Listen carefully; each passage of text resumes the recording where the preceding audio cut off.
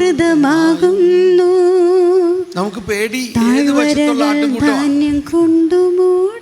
അതാണ് ഏത് ആട്ടിൻകൂട്ടമാണിത്? ഇത് വലതുവശത്തുള്ള ആട്ടിൻകൂട്ടത്തിനെ കൊള്ളുന്നു. വലതുവശത്തുള്ള ആട്ടിൻകൂട്ടമാണത്. പഠിക്കാം. മേച്ചിൽ പുറങ്ങൾ ആട്ടിൻകൂട്ടങ്ങളെ കൊണ്ട് ആവൃതമാകുന്നു. താഴ്വരകൾ ധാന്യം കൊണ്ടു മൂടിയിരിക്കും. സന്തോഷം കൊണ്ടവർ ആർത്തുപാടുന്നു. നദി കവിഞ്ഞൊഴുകണു. കണ്ടോ?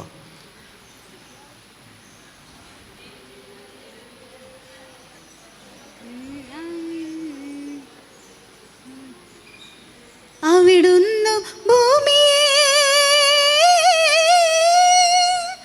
സന്ദർശിച്ചതിനെ നനയ്ക്കുന്നു. അങ്ങതിനെ അത്യധികം ഫലപുഷ്ടമാക്കുന്നു. ദൈവത്തിൻ്റെ നദി നിറഞ്ഞൊഴുകുന്നു. അവിടുന്ന് ഭൂമിയെ ഒരുക്കി അവർക്ക് ധാന്യം നൽകുന്നു. നമ്മളെ ബലഭൂയിഷ്ഠമാക്കുന്ന പരിശുദ്ധാത്മാവ്, ദൈവത്തിൻ്റെ നദി നിറഞ്ഞൊഴുകുന്നു എന്ന് പറയുന്നത് പരിശുദ്ധാത്മാവിൻ്റെ ഒരു ജലപ്രളയമുണ്ടാകുന്നു.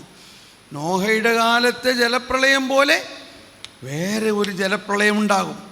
നോഹയുടെ ജലപ്രളയത്തിൽ എന്താ സംഭവിച്ചത്? ഒറ്റ മത്സ്യവും നശിച്ചില്ല. സകലരും നശിച്ചു, സകല ജീവജാലങ്ങളും നശിച്ചു. എന്താ നശിക്കാതിരുന്നത്? മത്സ്യം. ഒറ്റ മത്സ്യവും നശിച്ചില്ല. അതുകൊണ്ടാണ് മത്സ്യം ആത്മീയതയിൽ ഒരു ചിഹ്നമാണ്. ആത്മീയതയുടെ ചിഹ്നമാണ് മത്സ്യം. ഒറ്റ മത്സ്യവും നശിച്ചില്ല. മത്സ്യം ഒരാത്മാവിൻ്റെ ചിഹ്നമാണ്. കുഞ്ഞുങ്ങളെ, മീൻ വല്ലതും കിട്ടിയോ എന്ന് ഈശോ ചോദിക്കണതിൻ്റെ അർത്ഥം ഇതാണ്: നിങ്ങൾ എത്ര ആത്മാക്കളെ നേടി? എന്താണ് ദൈവം ആഗ്രഹിക്കുന്നത്? എല്ലാവരെയും നശിപ്പിക്കണമെന്നാണോ? അപ്പോൾ ഈ ജലപ്രളയത്തിൻ്റെ കാലത്തുണ്ടായ വളരെ പോസിറ്റീവ് പോയിൻ്റ് ഇതാണ്: ആ ജലപ്രളയത്തിൽ പുതുവെള്ളം കൊണ്ട് മത്സ്യങ്ങൾക്കെല്ലാം ഭയങ്കര സന്തോഷം. അതുപോലെ ആയിരിക്കും യുഗാന്ത്യത്തിൽ പരിശുദ്ധാത്മാവിൻ്റെ ഒരു ജലപ്രളയം ഉണ്ടാവും. അങ്ങനെയുള്ളൊരു ജലപ്രളയത്തെക്കുറിച്ചാണ് ഇവിടെ പാടുന്നത്. പോലെ പോലെ പോലെ ഒന്നുകൂടി പാടി ആ വരി.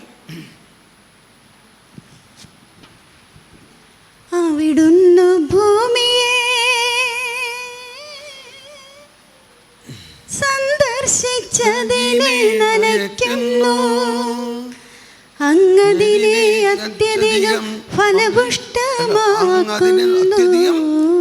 അതാണ് പുതിയ ആകാശവും പുതിയ ഭൂമിയും. ഇനി അതിനെക്കുറിച്ചാണ് നമ്മൾ ക്ലാസ് എടുക്കാൻ പോകുന്നത്. പുതിയ ആകാശവും പുതിയ ഭൂമിയും. അവിടെ ജലപ്രളയം, ഭയങ്കര സമൃദ്ധി, എല്ലാം വിശുദ്ധി. ആട്ടിൻകൂട്ടങ്ങൾ അവിടെ മലയിൽ ഓടിച്ചാടുന്നു. ഇവിടെ ധാന്യങ്ങൾ ശേഖരിച്ചിരുന്നു. എല്ലാം കൊണ്ടും ഒരു സമൃദ്ധി നിറഞ്ഞ ഒരവസ്ഥ. ഒന്നുകൂടി പാടിയത്. അവിടുന്ന് ഭൂമിയെ സന്ദർശിച്ചതിനെ നനയ്ക്കുന്നു.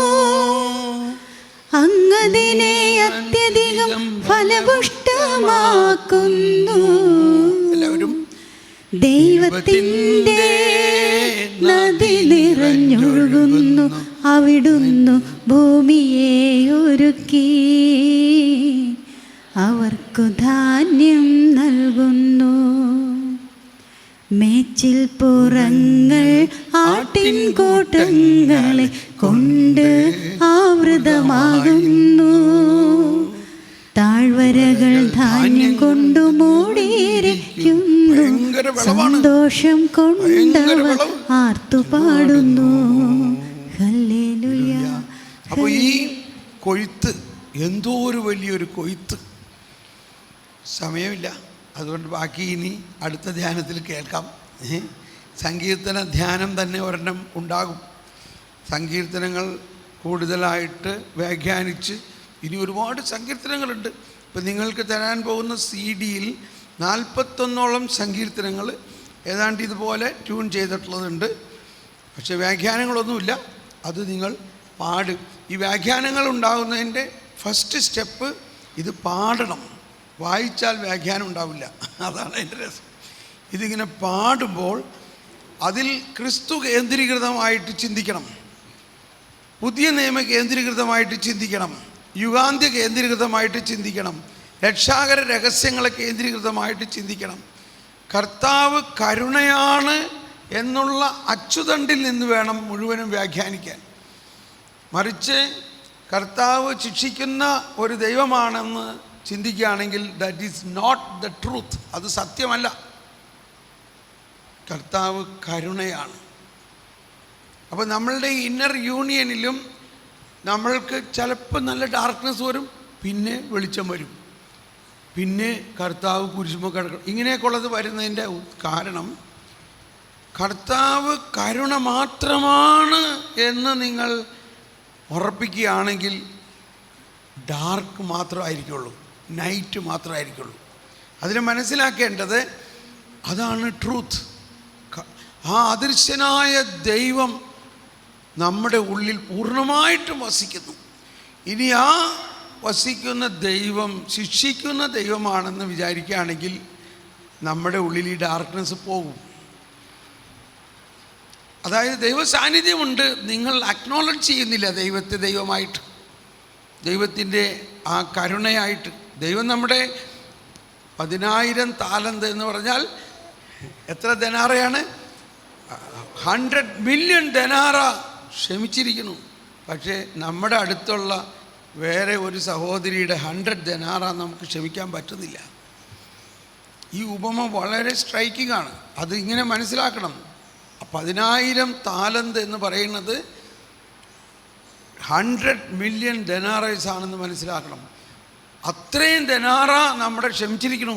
പക്ഷെ നമ്മൾ ഒരു 100 ദനാറ ക്ഷമിക്കാനുള്ളവരോട് പിടിച്ചമർത്തണം. നിന്നെ ഞാൻ പറഞ്ഞു വിടുന്നു ഓർത്തോ, മര്യാദയ്ക്ക് കുട്ടി പറഞ്ഞു വിടുന്നു തന്നെ പറയാണ്. അത് പറഞ്ഞാൽ ഞാൻ നിങ്ങളെ പേടിപ്പിക്കുകയല്ല, നമ്മൾക്കത് പറയാനൊരവകാശമില്ല, ഒരവകാശമില്ല. ഈ ഒരു എൻ്റെ ഈശോയെ, ഞാൻ വേറെ ടോപ്പിക്ക് പറയാനാണല്ലോ വന്നത്, പിന്നെ എന്തിനാ ഇപ്പം ഇത് പറഞ്ഞ്? ഇത് ഈശോ പറഞ്ഞേക്കുന്ന ഒരു കാര്യമാണ് ഫരിസേയരെ കുറിച്ച്. 23 മത്തായി 23-ാം അധ്യായം നിങ്ങളൊന്ന് രണ്ടാമത് വായിക്കണം. അതിനകത്ത് പറയുകയാണ്, അവരോട് പറയണം, നിങ്ങളുടെ മഠത്തിൽ ചേർക്കാൻ ഒരാളെ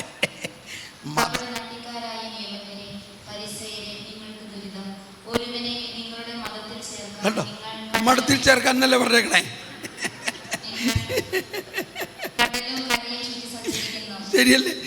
നിങ്ങളുടെ വൊക്കേഷൻ പ്രൊമോഷന് വേണ്ടിയിട്ട് 2-3 സിസ്റ്റർമാരെയും വെച്ച് അവർക്ക് വേണ്ട എല്ലാ സംവിധാനങ്ങളും ചെയ്ത് നിങ്ങളുടെ മഠത്തിൽ ചേർക്കാൻ ചെറിയൊരു വ്യത്യാസമുള്ളതാണ് ഇല്ലേ? നിങ്ങളുടെ മതത്തിൽ ചേർക്കാൻ. ഇതിങ്ങനെ വായിക്കും. ഇപ്പം നമുക്ക് ഒരു മതമല്ലേ ഉള്ളൂ, പക്ഷെ നമുക്ക് മഠം പറഞ്ഞതുണ്ട്. നിങ്ങളുടെ മതത്തിൽ ചേർക്കാൻ നിങ്ങൾ കടലും കരയും ചുറ്റി സഞ്ചരിച്ച് ഒരാൾ ചേർന്ന് കഴിയുമ്പോൾ നിങ്ങൾ അവനെ നിങ്ങളുടെ ഇരട്ടി നരകസന്തതിയാക്കി തീർക്കുന്നു. ഈ വചനം നമ്മൾ വായിച്ചിട്ടില്ലെന്ന് തോന്നണില്ലേ? നിങ്ങളുടെ ഇരട്ടി നരകസന്തതിയാക്കി തീർക്കുന്നു. വന്നു കഴിഞ്ഞാൽ പിന്നെ പേടിപ്പിച്ച് ഇത് പറഞ്ഞു വിട്ടു മര്യാദയ്ക്ക്, അല്ലെങ്കിൽ പറഞ്ഞു വിട്ടുട്ടാ. വൊക്കേഷൻ പ്രൊമോഷൻ്റെ സമയത്ത് കർത്താവിൻ്റെ മുന്തിരിത്തോട്ടത്തിൽ വേല ചെയ്യാൻ കുഞ്ഞനുജത്തിമാർക്ക് സ്വാഗതം. അത് കേൾക്കുമ്പോഴേക്കും ഈ കുഞ്ഞനുജത്തിമാരെല്ലാവരും ഓടിക്കൂടി മഠത്തിൽ ചേർന്ന് കഴിയുമ്പോൾ എന്താ കുട്ടി കണ്ടോ, അവിടെ ബോർഡ് എഴുതി വെച്ചേക്കണത് അനുസരണം. അനുസരിച്ചില്ലെങ്കിൽ ഇവിടെ നിൽക്കാൻ പറ്റില്ല. ഇവിടെ ഇന്ന നിയമങ്ങളുണ്ട്. അവിടെ തൊടാൻ പാടില്ല, ഇവിടെ തൊടാൻ പാടില്ല, ഇത് ചെയ്യാൻ പാടില്ല, ഇത് ചെയ്യാൻ പാടില്ല, ഇത് ചെയ്യാൻ പാടില്ല, ഇത് ചെയ്യാൻ പാടില്ല. പ്രാർത്ഥിക്കണമെങ്കിൽ 1 മണിക്കൂറിൽ കൂടുതൽ പ്രാർത്ഥിക്കാൻ പാടില്ല. നിങ്ങൾ കരിസ്മാറ്റിക് ആണെന്നും പറഞ്ഞിട്ട് ഇവിടെ വന്ന് ഒരുപാട് പ്രാർത്ഥിച്ച് ബഹളമൊന്നും ഉണ്ടാക്കരുത്.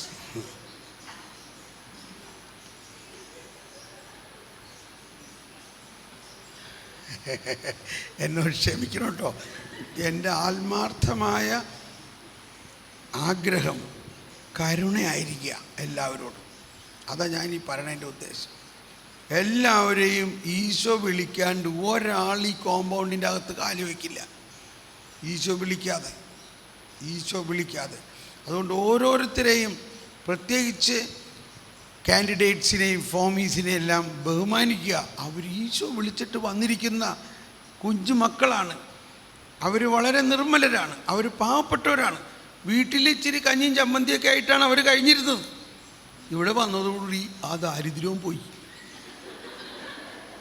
എന്നോടൊരു സിസ്റ്റർ ചോദിക്കുകയാണ്, ബ്രദർ ഈ ദാരിദ്ര്യവ്രതം എന്ന് പറഞ്ഞാൽ എന്താ? എൻ്റെ കർത്താവേ.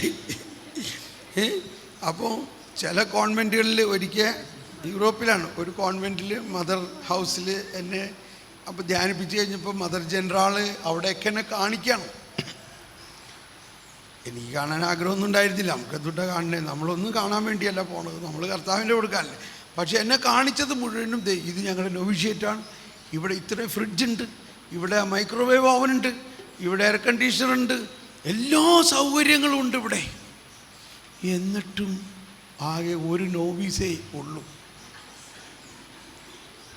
ഞാനപ്പോൾ ഇത്രയും പറഞ്ഞ സ്ഥിതിക്ക് കർത്താവ് എന്നോട് എന്തെങ്കിലും പറയാൻ വേണ്ടിയായിരിക്കും അവിടെ കൊണ്ടുവന്നത്. ഞാൻ പറഞ്ഞു, സിസ്റ്ററെ, ഈ ആരെ അന്വേഷിച്ചിട്ടാണ് ഈ നോവീസസ് വരേണ്ടത്? നിങ്ങളുടെ ഫ്രിഡ്ജും മൈക്രോവേവും അന്വേഷിച്ചിട്ടാണോ? ഇവരെല്ലാം വരുന്നത് കർത്താവ് ഈശോ മിശിഹായോടുള്ള പ്രേമം കൊണ്ടാണ്. ആ ഒരു ആശാരിച്ചെറുക്കനെ ഇവരൊക്കെ പ്രേമിക്കണം. ആ ദരിദ്രനായ ആശാരിച്ചെറുക്കൻ്റെ പുറകെയാണ് ഈ പെണ്ണുങ്ങളൊക്കെ പോണത്.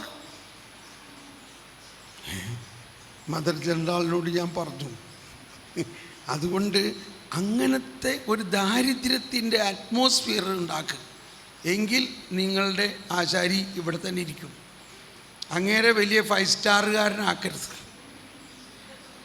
മനസ്സിലായോ? അങ്ങേരെ ഒരു ആശാരിയാണ്. അങ്ങേരെ ആശാരിയായിട്ട് ജീവിച്ച ഞാനാണ് ആഗ്രഹിക്കുന്നത്. ആ ദാരിദ്ര്യവും ആ സിംപ്ലിസിറ്റിയും ഒക്കെ ആയിട്ടുണ്ടെങ്കിൽ ആൾക്കാർ വരും. കാരണം ആ ആശാരിച്ചെറുക്കനാണ് ഇവരെയൊക്കെ വിളിക്കണത്. സോറി, അങ്ങനെ പറയുന്നതുകൊണ്ട് വിഷമൊന്നുമില്ലല്ലോ. ആ മണവാട്ടിമാരെല്ലാം അവനെ പ്രേമമാണ്. പക്ഷെ ഇവിടെ വന്നപ്പോൾ ഈ ആചാരി ഭയങ്കര 5 സ്റ്റാർ സ്റ്റൈലിൽ ഇങ്ങനെ നിൽക്കുകയാണെങ്കിൽ ഇയാൾ ആർക്കും ഇഷ്ടമാവും? ആ മൈക്രോവേവിൽ വേണമെങ്കിൽ ചൂടാക്കി കഴിച്ചോട്ടെ, വേണമെങ്കിൽ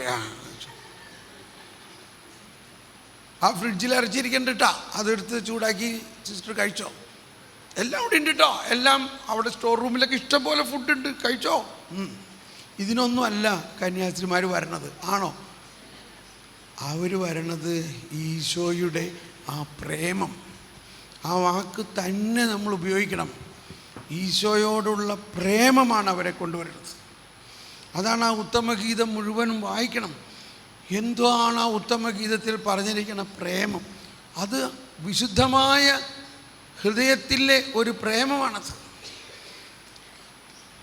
മേച്ചിൽ പുറങ്ങൾ ആട്ടിൻകൂട്ടങ്ങളെ കൊണ്ട് ആവൃതമാകുന്നു, താഴ്വരകൾ ധാന്യം കൊണ്ടു മൂടിയിരിക്കുന്നു, സന്തോഷം കൊണ്ടവ ആർത്തുപാടുന്നു. ഇങ്ങനത്തെ ഒരു അറ്റ്മോസ്ഫിയർ ആയിരിക്കണം നമുക്ക് അവിടെ. ഓക്കെ, മതി, ഇത്രയും മതി. Praise the Lord. കാര്യം മനസ്സിലായോ ഇല്ലയോ? എന്നോട് പ്രയാസമൊന്നും വിചാരിക്കരുതേ.